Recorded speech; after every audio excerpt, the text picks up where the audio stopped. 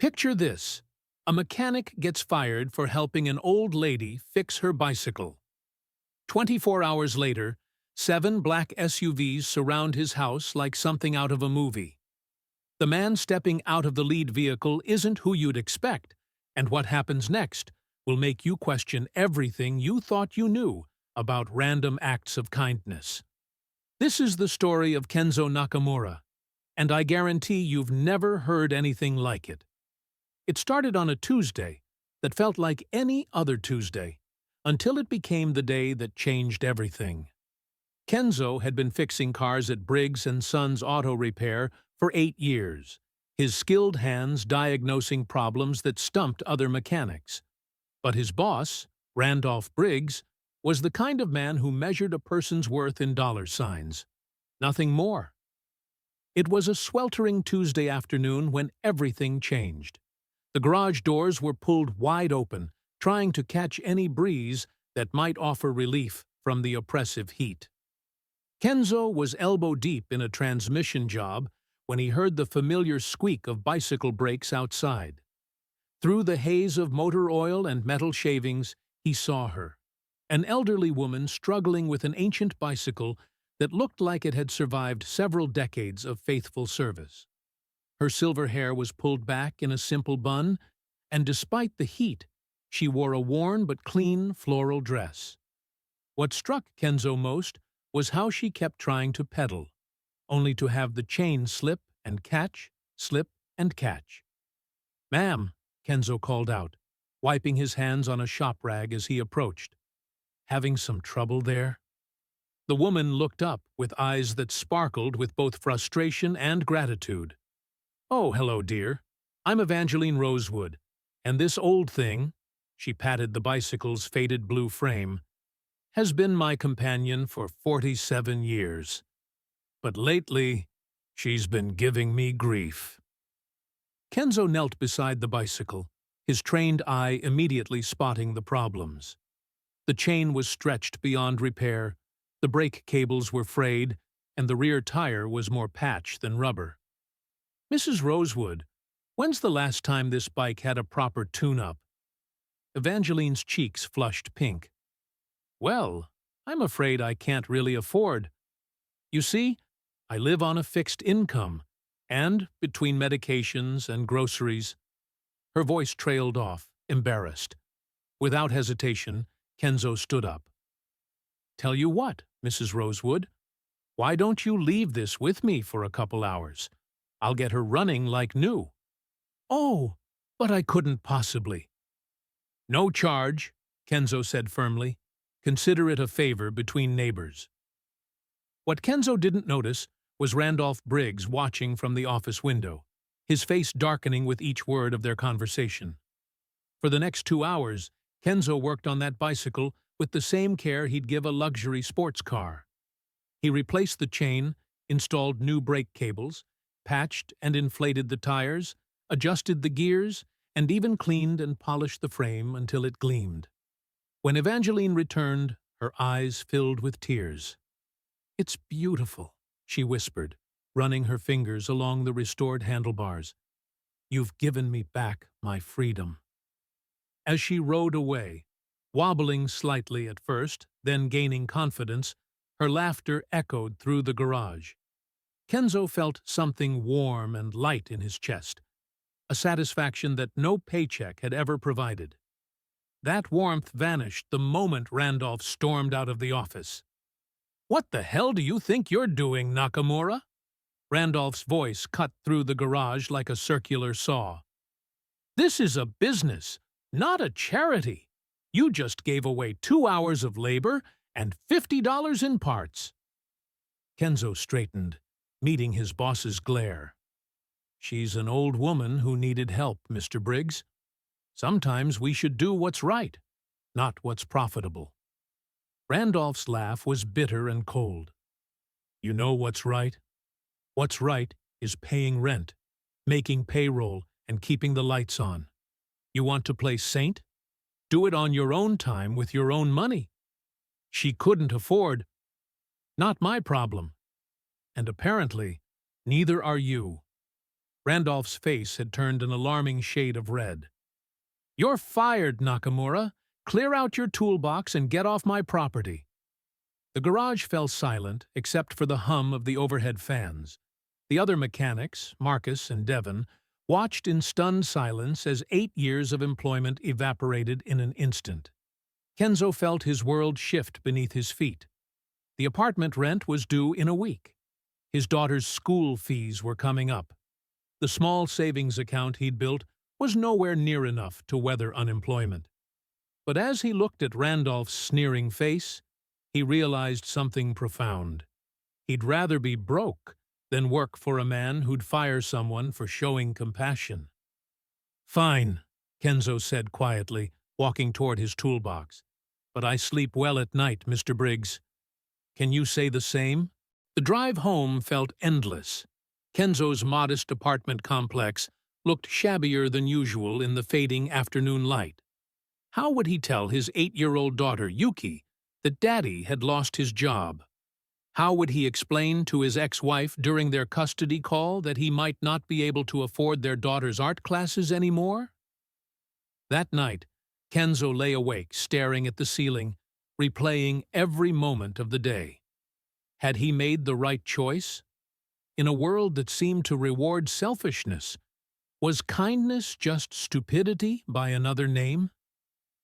He finally drifted off around 3 a.m., his dreams filled with images of disappointed faces and empty bank accounts. The sound that woke him at 7:30 a.m. was unlike anything he'd ever heard in his quiet neighborhood, the synchronized rumble of multiple high-performance engines. Kenzo stumbled to his bedroom window, still groggy, and felt his heart nearly stop. 7 identical black SUVs were parked in perfect formation along his street, blocking his driveway completely. They weren't just any SUVs, these were the kind of vehicles that screamed government or corporate power, or something far more significant than a struggling mechanic should ever encounter. Kenzo's hands trembled as he pulled on clothes. His mind raced through possibilities, none of them good. Had he accidentally worked on a stolen car? Was this about taxes? Immigration? His mouth went dry as he considered that maybe Randolph had connections he never knew about. The knock on his door came at exactly 8 a.m., 3 measured raps that seemed to echo through his entire apartment. Kenzo opened the door to find a woman in an impeccably tailored black suit. She was perhaps 45, with silver-streaked hair pulled back severely and eyes that missed nothing. Behind her stood 2 men who looked like they could bench-press small cars. "Mr. Kenzo Nakamura?" Her voice was crisp, professional. "Yes, ma'am." His voice came out as barely a whisper. "My name is Victoria Ashworth. I'm the head of security for Rosewood Industries. May we come in?" Rosewood. The name tickled something in Kenzo's memory, but his terror-addled brain couldn't make the connection. He stepped aside, gesturing them into his humble living room. Victoria's eyes swept the apartment, taking in the carefully maintained but obviously second-hand furniture, the small pile of bills on the kitchen counter, the family photos showing Kenzo with a beautiful little girl. When she spoke again, her voice had softened slightly. "Mr. Nakamura, yesterday you performed a service for an elderly woman named Evangeline Rosewood." The connection hit Kenzo like a physical blow. "Oh my God! Did something happen to her? Was it the bike? Did I?" Victoria held up a hand, and something that might have been a smile played at the corners of her mouth. "Mrs. Rosewood is perfectly fine, Mr. Nakamura. In fact, she's never been better. You see, that woman you helped yesterday? She's not just anyone's grandmother." Victoria paused, letting the weight of her words settle. "Evangeline Rosewood is the founder and majority shareholder of Rosewood Industries. Perhaps you've heard of us. We're the 3rd largest automotive parts manufacturer in North America." Kenzo's legs nearly gave out. Rosewood Industries was legendary in automotive circles. A company that started in a garage 47 years ago and grew into a billion-dollar empire. Their parts were in every major repair shop in the country. She's... Kenzo couldn't form complete sentences. She's also, Victoria continued, a woman who never forgot where she came from. That bicycle you repaired? She's ridden it to work every single day for 47 years, rain or shine. It's her reminder to stay humble, to remember that success means nothing if you lose your humanity along the way. Victoria gestured to one of her companions, who handed her a thick manila folder. Last night, Mrs. Rosewood couldn't stop talking about the young man who helped her without expecting anything in return. She did some research on you, Mr. Nakamura. 8 years of exemplary service, glowing customer reviews, night school to earn your automotive technology certificate while working full-time. A single father raising his daughter with dignity and teaching her the value of hard work. Kenzo's eyes filled with tears he couldn't explain. She also learned, Victoria's voice hardened, that you were fired for the crime of showing compassion to an old woman. That, Mr. Nakamura, is something Mrs. Rosewood takes very personally.